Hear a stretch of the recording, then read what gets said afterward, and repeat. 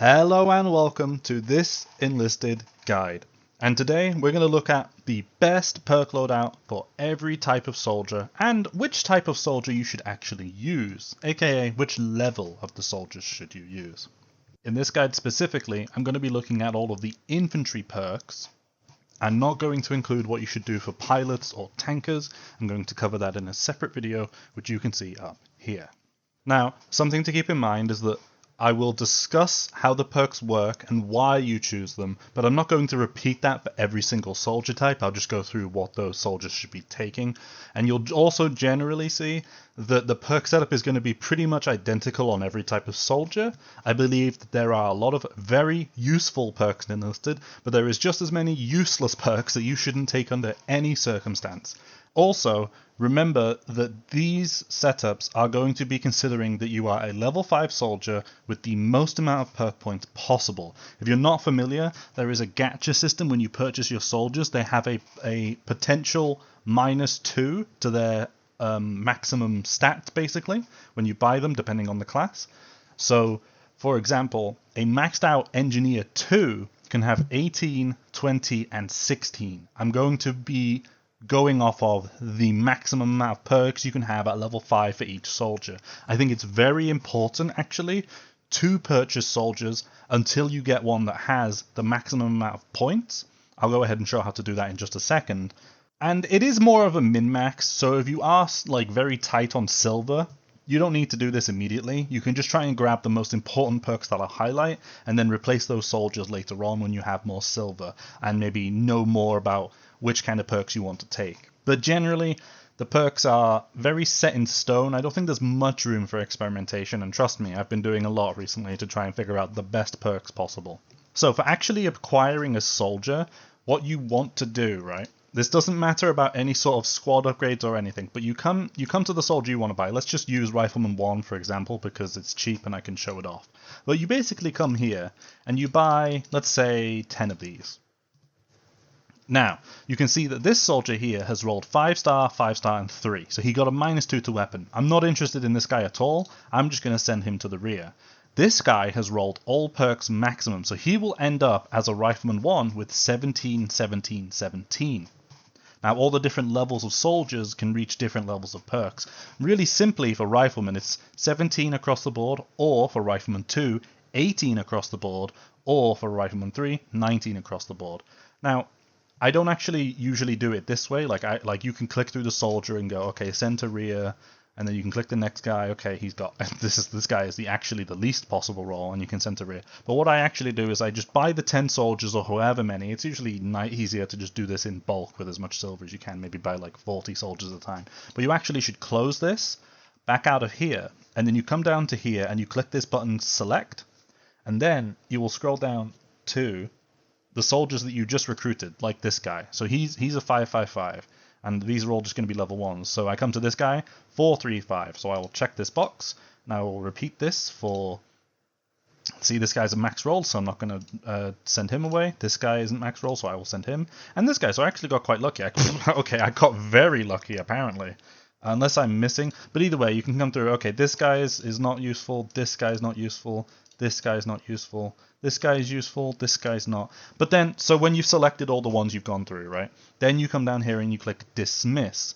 Sending to rear, you will lose 7 soldiers, but keep all of their current equipment. So I'm just getting rid of all the soldiers that are not max rolled. Me personally, I don't use any soldiers that are not max rolled. I think that the perks are very important. So then you just send them away like that. You'll get some silver back, and you've got rid of all the guys.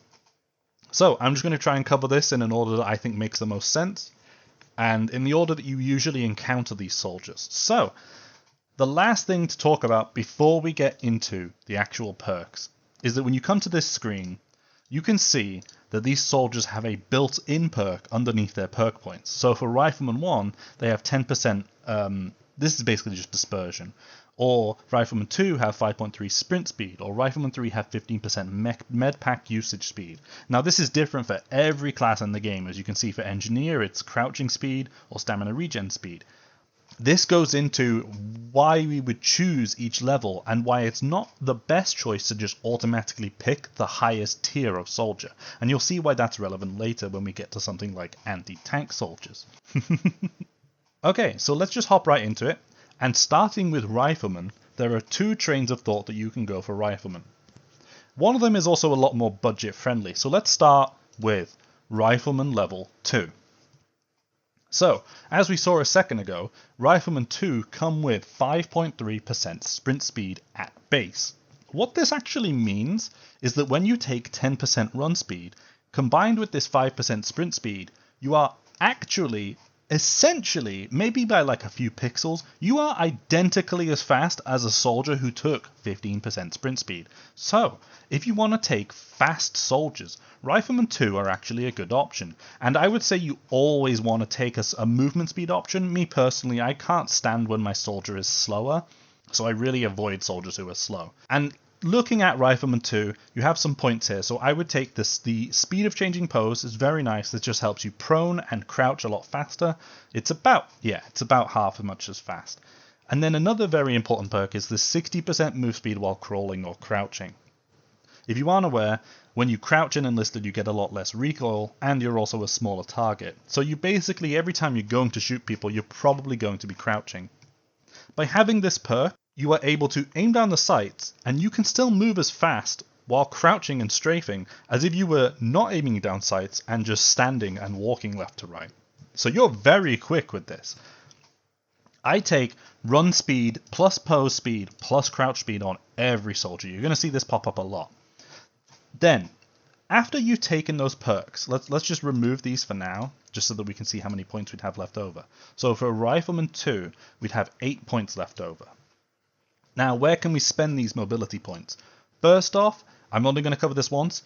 Do not ever take aim speed. This perk actually does nothing. It is fully placebo. Basically, the dispersion of the weapon doesn't tighten as you aim down sight at all, based on how fast the weapon aims down sight. So increasing the weapon's aiming down sight speed doesn't do anything for the accuracy. It's just placebo. It just feels nicer. If you just want it to feel nicer, absolutely go ahead and take this perk. But you are wasting 10 perk points. Do not ever take this perk. Actually, ignore what I just said. If you have this perk on any of your soldiers, remove it immediately. You have just gotten 5 to 10 free points back. Now, for Rifleman 2, something you could do is take fire extinguishing speed, but again, you don't really see fire that often in Enlisted anymore. Fire has been very heavily nerfed, and I honestly never find myself having to extinguish fire, at least for infantry soldiers, so personally I wouldn't take this. Something I immediately would consider after these 3 perks is 1 point in jump height. Having 1 point in the jump height perk allows you to jump over things that you would normally have to climb through, like jump in through a window or jump over a sandbag, or just examples like that. This makes your mobility a lot nicer. You don't have to get stuck in a climbing through animation. Now, with 6 points left over, the only real choice we have is either medpack speed or climbing speed. I personally go with climbing speed. You can get to 75% bonus climbing speed with this. This is very nice. Just lets you climb over things quicker if you have to climb over a sandbag because you can't jump over it for some reason, or like just when you have to climb in through a window. It's just a lot nicer. You could take some medpack speed. This will help your soldiers heal themselves quicker. Usually this is only relevant when you actually have to revive. Me personally, I don't find that I ever get to revive my soldiers that often, even when I was using this perk at its maximum potential, so I wouldn't really use medpack speed personally. This is the mobility tree setup I would go for a Rifleman 2 soldier. For the vitality tree, you've only got 18 points, and for every soldier in the game, 16 of your vitality points will go straight to the vitality perk. This is the best perk in the game. I'm not going to get into it too much, but you cannot ever replace this perk. And honestly, soldier types that can't get access to this perk are automatically kind of disregarded for me. This helps you survive so much more against SMGs, it makes you more resistant to further away explosions, it just improves your survivability rate to an unimaginable amount that you can't not run this perk. Also, by having more health, your soldier is more likely to actually go down instead of immediately die when they are shot. Now, this won't happen as much with bolt actions because they deal so much damage, and I'm not going to get into the down chance percentages and how that system actually works, because it's a little bit complicated, and we know the maths, but it's not 100% provable that the math works exactly how we think it is. But basically, If you're not bringing Vitality, you're going to die, and you're going to die instantly. You're not going to have a chance to revive. So if you do choose to take something like Medpack Speed, you should be taking Vitality as well. It's basically mandatory. You'll only have 2 points left over. Now, there are two things you can do. You can either take a 33% stamina boost. This is my go-to at the moment, but there is also an argument to be made for stamina regen speed, and then you have 1 point left over. You can either take breath holding time or this regen perk. Realistically, these don't do anything. Both of these perks are like almost completely useless.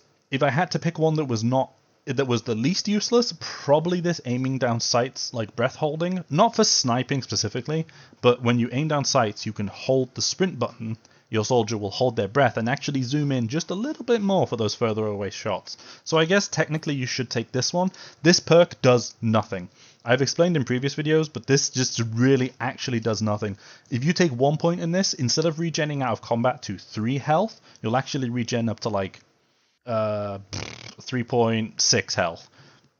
Which, just a news flash, but there is no single gun in the game that does less than 3.6 damage, so healing up from 1 health to 3.6 doesn't make any difference. If you max this out, you'll heal up to 6, which may let you survive the damage against a pistol shot, but it takes 5 points to do that, and it's just not worth it.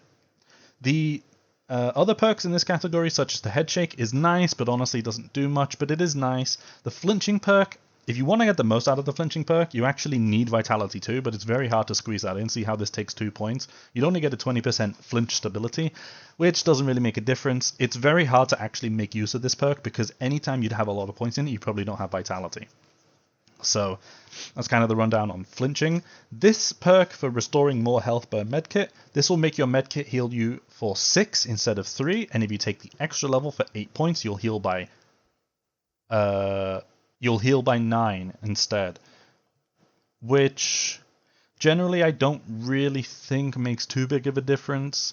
You can make this work in a very specific scenario, but honestly it's not really worth taking this medpack restored amount. So I would either take Vitality plus stamina regen speed plus holding breath, but what I do at the moment is I just take Vitality and a 33% stamina boost.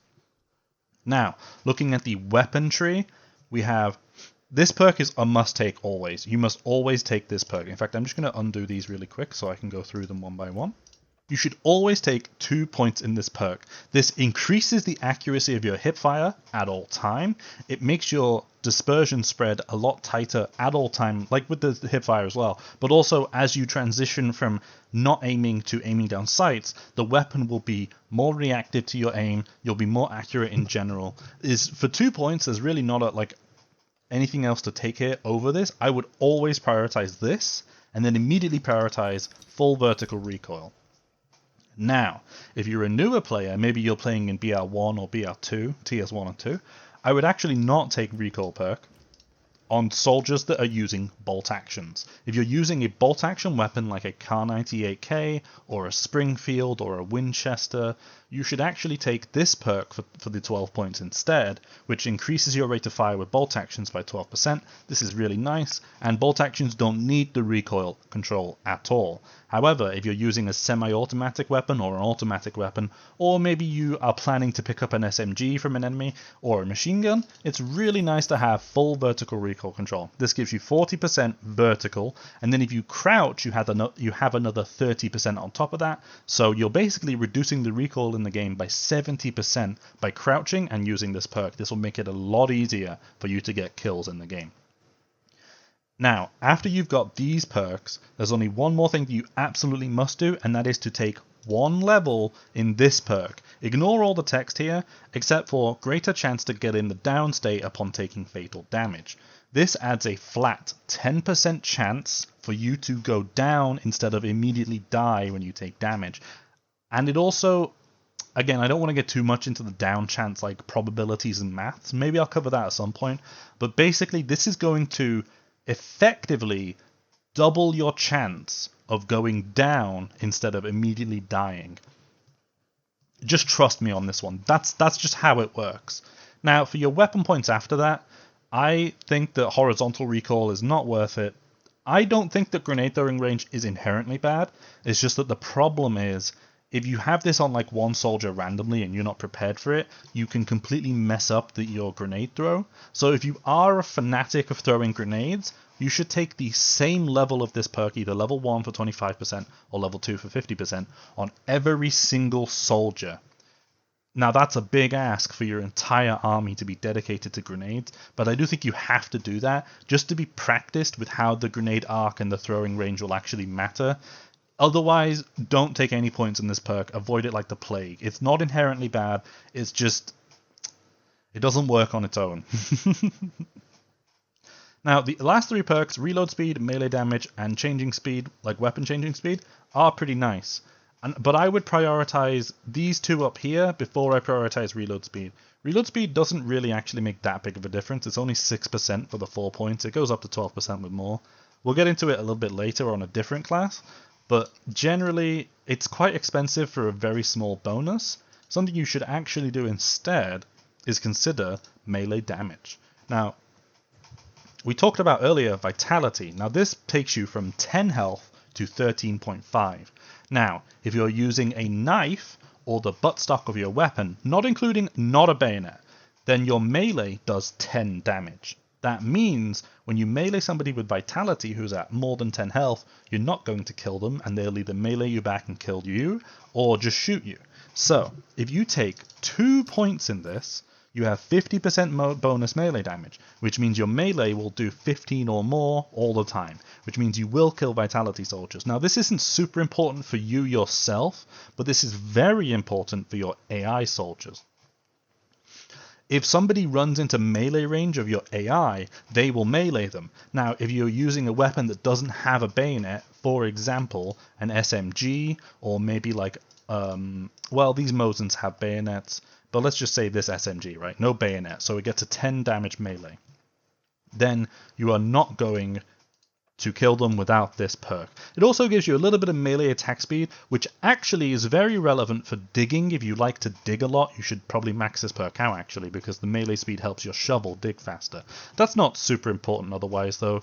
If you miss your melee, it's either you'll die before you can get another one off. This 10% isn't going to make that big of a difference.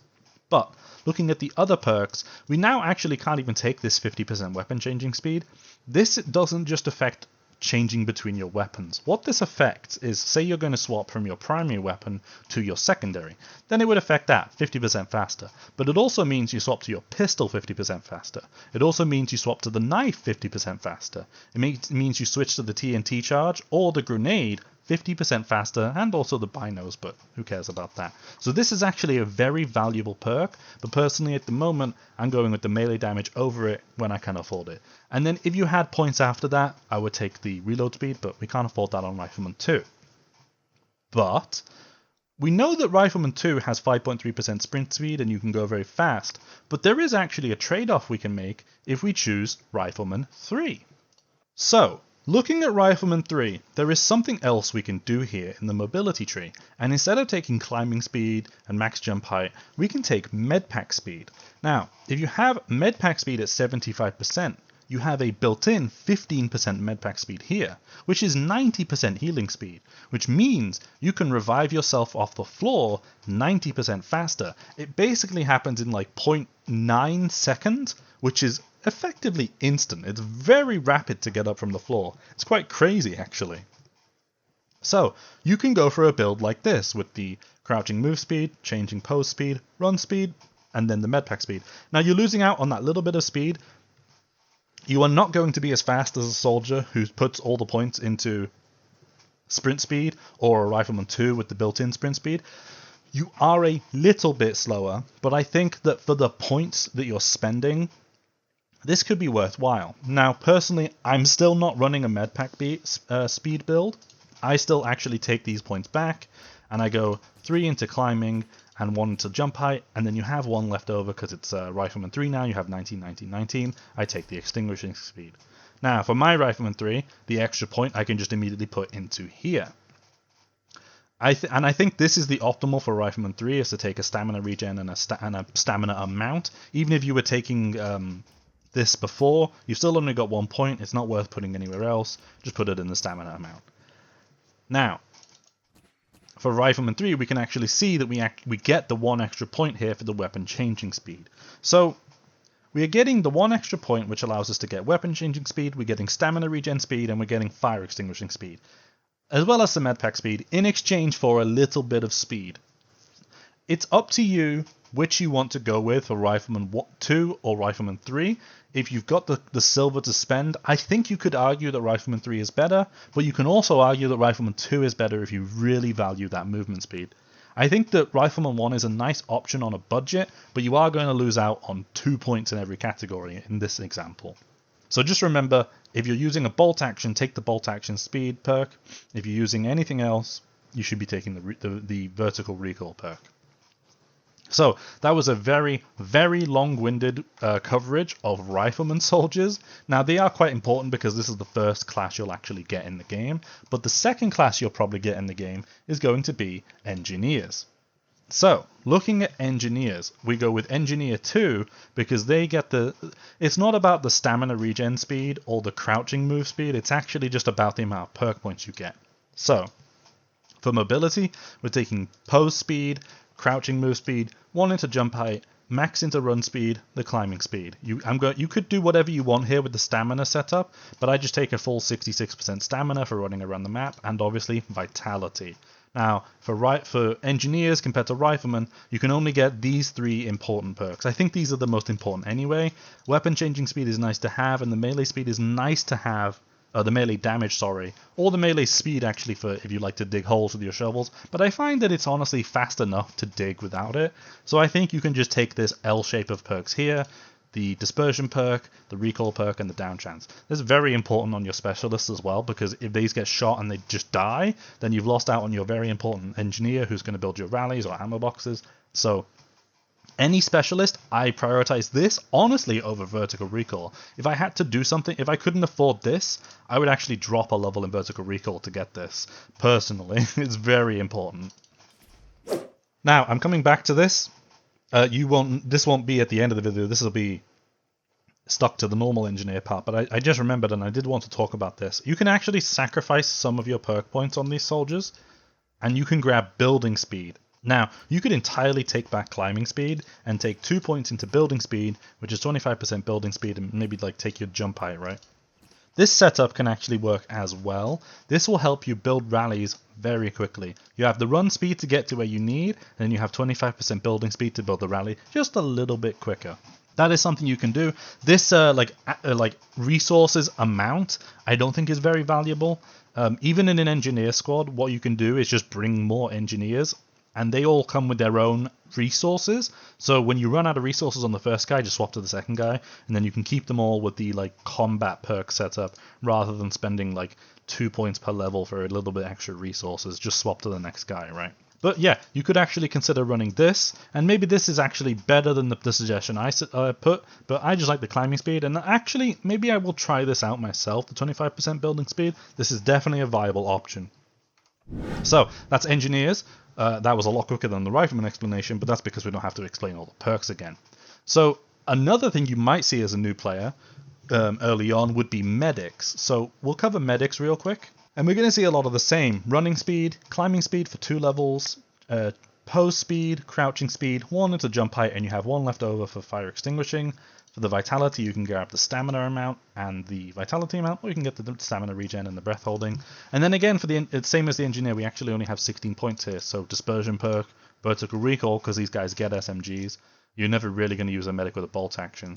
And then a down chance perk, because it's just nice to have that. After medics, we have an interesting one, which is actually anti-tank soldiers. Now, for me, when we look at anti-tank soldiers, there is 2 options here. You can get some extra bonus perk points, but Anti-Tank Gunner 2 comes with a built-in 17.5% throwing range of grenades. This isn't inherently bad if you are practiced with it and aware of it, but to me it's a big enough of a drawback that I actually go with Anti-Tank 1 soldiers. Now this perk here isn't like the best, but it means that I don't have the throwing range. And you do lose out on some perk points, which could be nice, but as we can see, if we go into the perks here, You can still get the run speed, the climbing speed. You miss out on the jump height, and actually, personally, I would actually drop 1 climbing speed for the jump height. I think this 1 level in jump height is worth more than a level in climbing speed.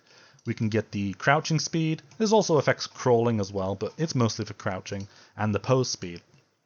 In the vitality tree, we can get vitality and then stamina setup. Now, for the weapon tree, give me just a moment here to undo some perks, because there is some thought that you can put into this when you're using Anti-Tank Soldier 1. Now, personally, I would immediately take the down chance perk because there's nothing more annoying than your anti-tank gunner dying before you can destroy a tank. But depending on how you look at it, there is a few ways that you can go. Personally, I would still take the dispersion perk. This is just nice to have to make sure our shots hit. But then, you can take maybe a weapon changing speed to allow you to swap to your anti-tank weapon faster, such as an anti-tank rifle or an anti-tank launcher. But you can also consider reload speed. Now, this, I don't actually know if this is like a good thing to do, but you could consider taking some reload speed for, I mean, it's 8 points, it's a lot of points. But 12% reload speed will help you reloading something like a Panzerfaust. Well, you don't actually reload it, but you know what I mean. Reloading a Panzerfaust or an Offenrohr just a little bit faster before a tank can turn and kill you. If you really, really care about only killing the tank with the anti-tank soldier, you could consider doing this. You're going to lose 20% of your vertical recoil for doing this, but it could be worth it.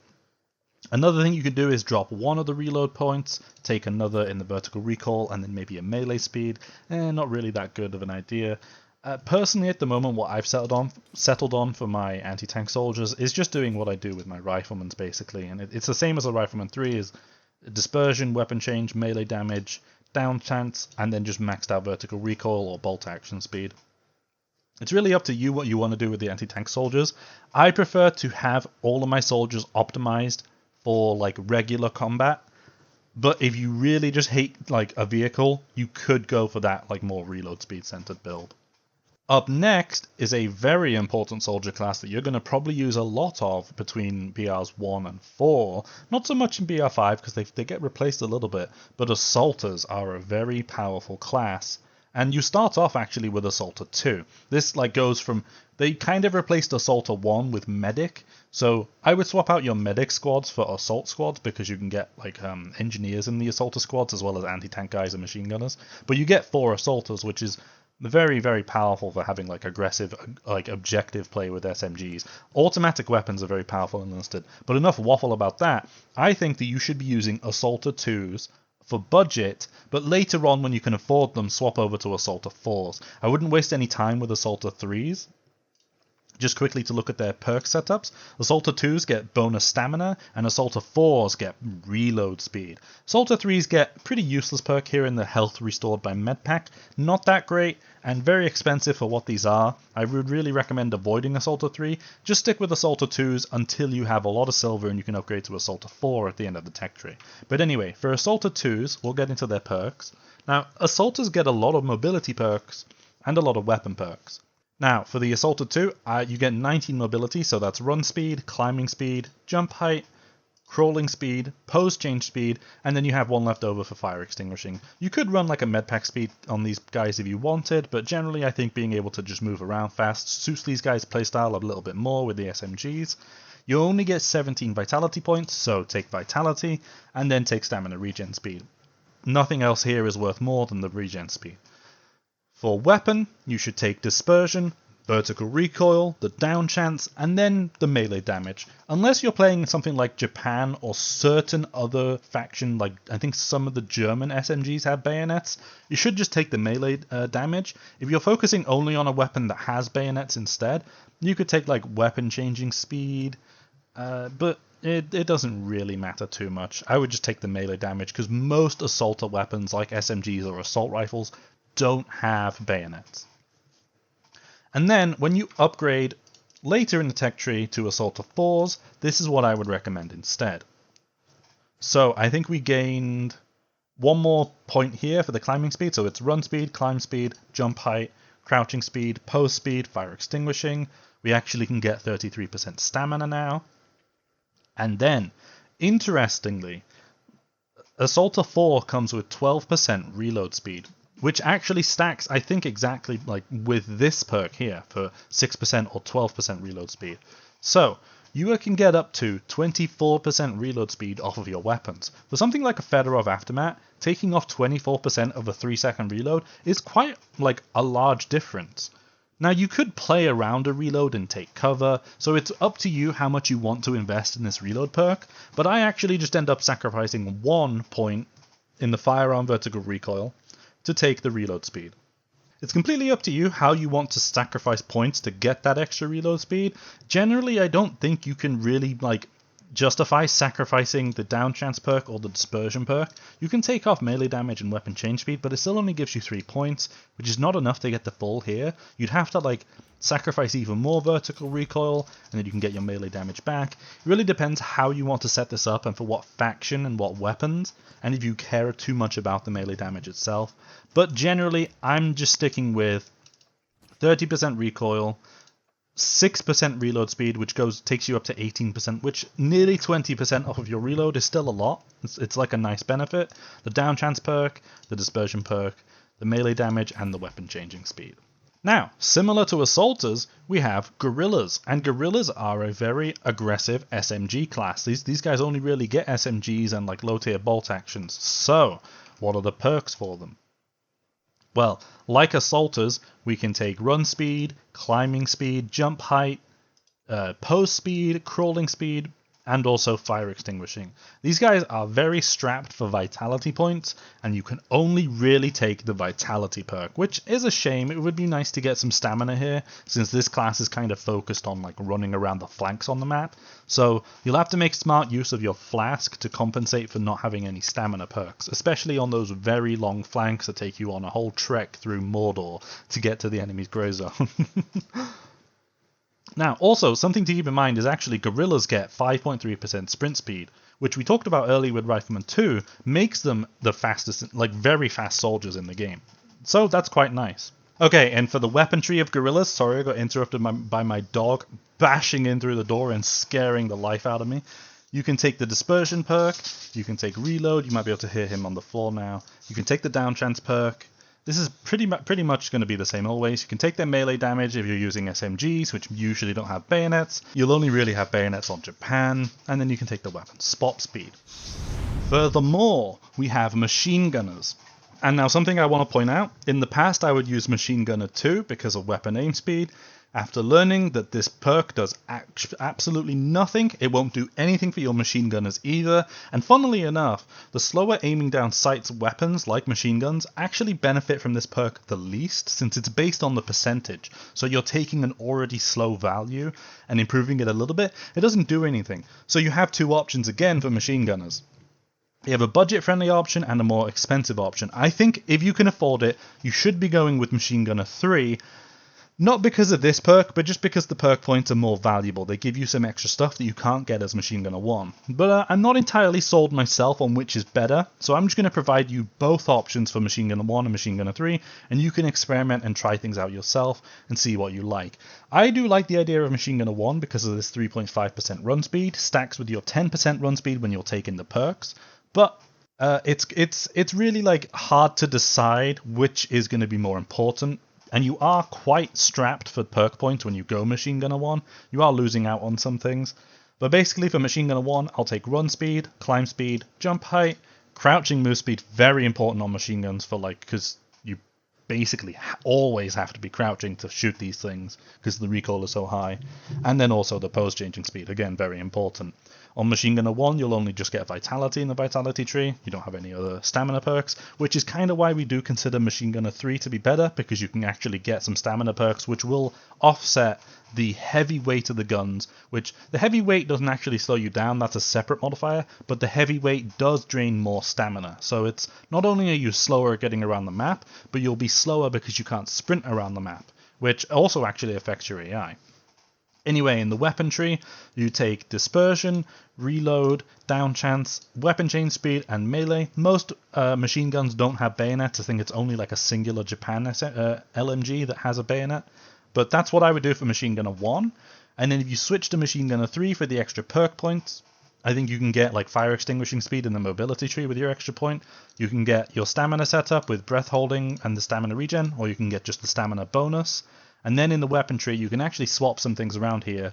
You drop the weapon changing speed, and you can actually get 6% bonus reload, which most machine guns have reload times between like 4 to like 6 seconds. So this 6% is actually worth more in terms of how much reload time is taken off.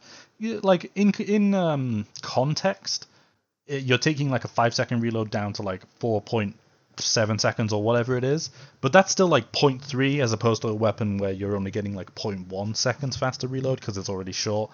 But either way, it's nice to have the melee damage, the dispersion, the reload, the recoil, the reload speed, and the down chance. Up next is the guys on the radio.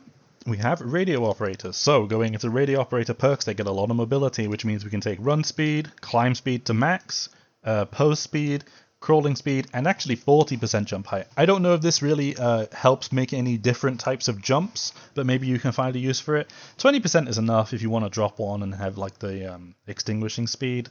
You can't fit a perk point anywhere else, but do remember that even if you don't spend a perk point, you're still getting the benefit of having these 2 points, because when you actually hover over here, you can see that by having 22 points, we're getting an 11% sprint speed bonus. Now, every point that you have is like 0.5% sprint speed, so by having 22 points, we're getting 11%. You get this bonus even if you don't spend these points. So I can do this and have one unallocated, I'm still going to get that 11% sprint speed, it doesn't matter. Now, obviously, I'm still going to spend all my points, I think that's more optimal, but that's just how I would have that. Just also, if you were unaware, Vitality means you get more stamina, and weapon perk points give you 0.5 vertical recoil per point. Now, for Radiomen, we go with the second class, by the way. That is because you just get more perk points. For Radiomen, it's either weapon change speed or health restored by medpack. I would value the weapon change speed more, but again, you're just getting extra perk points for going with Radioman 2, so I would go with Radioman 2. Now, for the weapon class, you are very, very strapped. You can get dispersion and recoil, and you don't even have enough points for this down chance perk. It's up to you if you want to risk that your gun will miss sometimes and take the down chance perk, but honestly, all I need the Radio Man for is when I spawn, I'll call in a radio strike, and if he perishes after that, he perishes. So I'll just take this setup, which is a little unfortunate that you can't get the down chance perk. The base cooldown on a radio is like 4 minutes anyway, so for a soldier to even live that long would be a miracle to get to call in a second radio. If you're in a radio squad, it's only 2 minutes, it's half, but still, like living 2 minutes, there's no way that happens. Up next, very interesting one. I know I wasn't going to cover vehicles, but technically this isn't the kind of vehicle I was talking about. If you are going to use an APC in tiers 1 to 4, I would recommend keeping the driver in your squad. If you take the APC into BR5, I would actually swap the driver out for like a Rifleman or some other specialist, since those can take the BR5 rifles like the AVT-40. But for your APC driver, they only come in one class, which is APC Driver 2, which their base perk is just this gear speed. We'll actually cover this in a different order. Vitality tree, you only get Vitality, you don't get any stamina perks. For the weapon tree, you can get dispersion, recoil, down chance, and melee damage. This is because your drivers will be using SMGs, which most don't have bayonets. If you had more points, you could take something like weapon changing speed. Now, personally, I completely skip out on these repair perks. I don't bring repair parts on my APC driver. I don't think you should either, but you can if you want. I'd still recommend taking large ammo bag. You shouldn't be taking like a large backpack to have repair parts for your APC. Generally, you just drive your APC somewhere and then you get out and you leave it and you never come back. If it takes damage, it takes damage. If it blows up, it's already blown up. You can't repair it then. So I really don't think there's any value to these repair perks, as well as I think there's a repair perk here in the mobility tree, but that's no good anyway. Now, drivers miss out on some perks, but they can still get run speed, they can get pose speed, and they can get jump height. They can't get the crawling speed, which is sad, because there's other driver perks in the way here. Now, you have 11 points left over. Personally, since I don't drive APCs with an actual driver anyway, I don't really get much benefit out of these like driving perks. But they do make your APC go a little bit faster, so it's up to you if you want this guy to be focused on combat or focus on driving. Maybe you actually find value in the driving perks. If you were to take driving perks, I would take the 45% speed of gear shift twice. Actually, that's a 90% speed of gear shifting. And then I would put 3 points into the 100% speed loss after gear shift. This will just mean that as your truck will accelerate a lot faster. This could make a difference on maybe like the German APC. The other factions, tech tree APCs, don't benefit too much from this. I mean, they will, but not as much as probably the German one does. This speed of using a brake, not really important. If you need your truck to stop quickly, crash into a wall. You're not going to die or anything, so just do that. Now, you could instead take these perks back if you don't care about how fast the APC goes. That gives you 11 perk points. You can max out the climbing speed.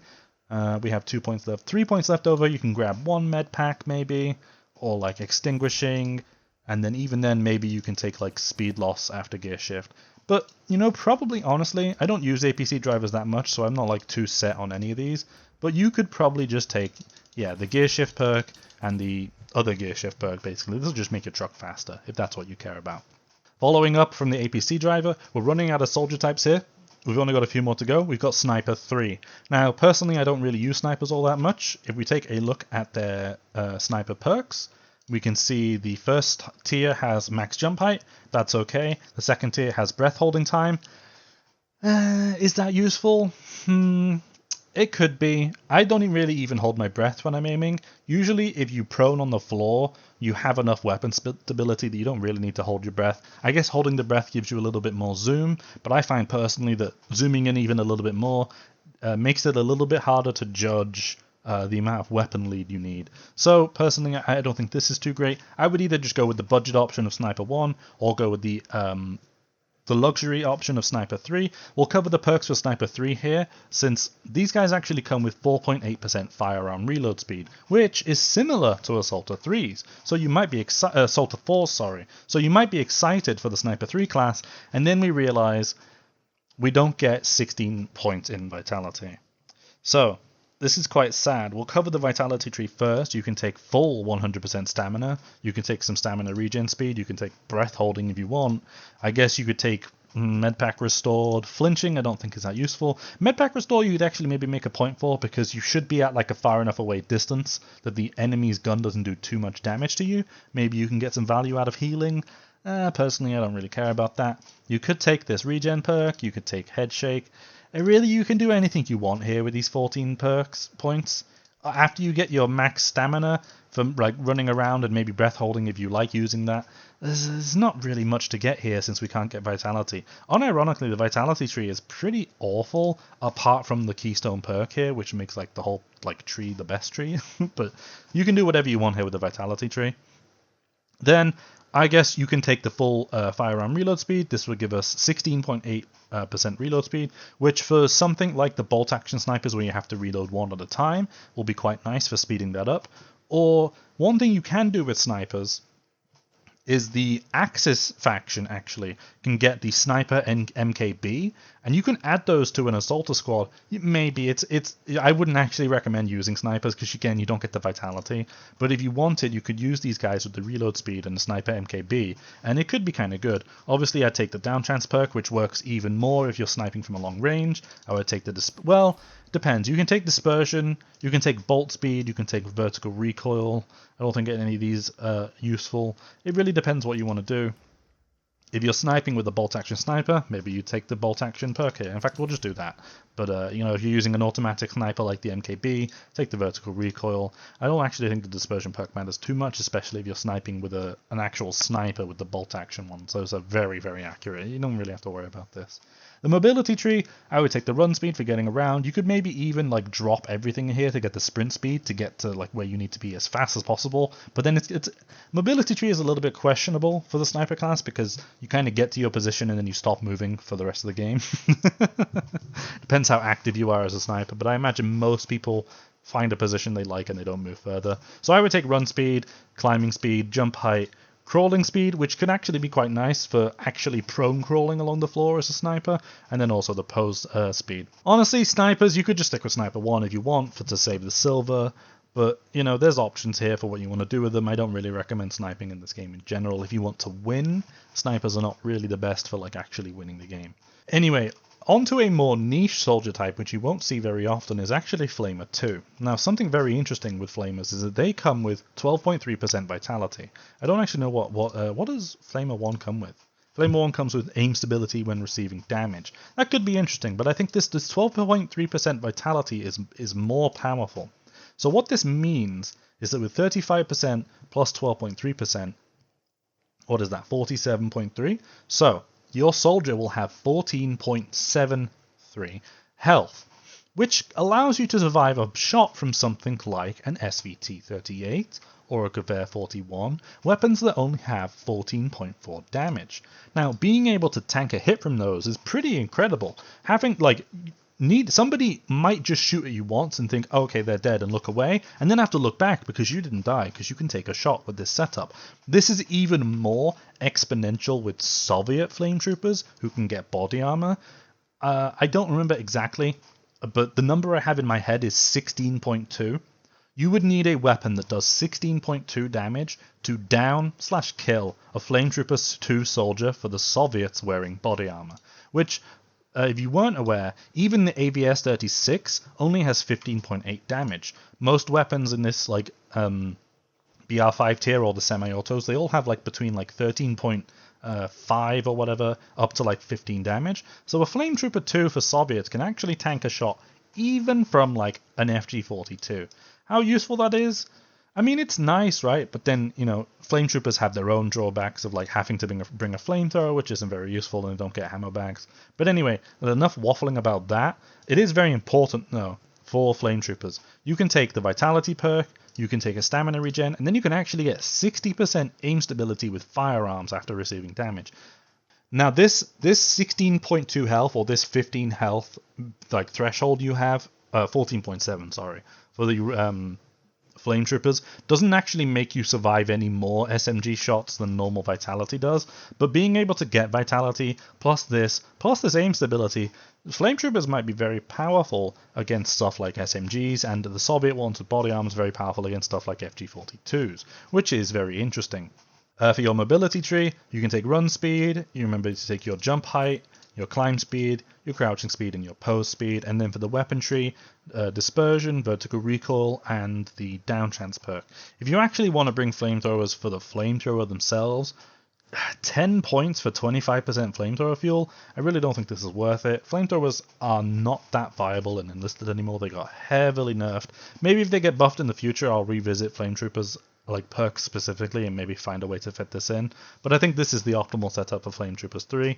You could maybe drop this aim stability and just grab stamina perks and stuff, but I think that a soldier type having this much health and still able to get this aim stability is very cool. It's just a bit of a shame that you can only get 2 in a squad. Now, the last soldier type that I'm going to cover for infantry, and not even really cover because I don't use this class myself, and there's not really much to talk about in their perks, is a Mortarmen. Now, Mortarmen, at maximum level, they only come with one class. They get 15, 18, 18. Now, this perk here for 20% more mortar ammunition costs 8 points in total to grab. I guess if you really like your mortars, you should grab this. But then again, this is also not relevant because, in your mortar squad, you should have 1 or 2 engineers who can just build ammo boxes.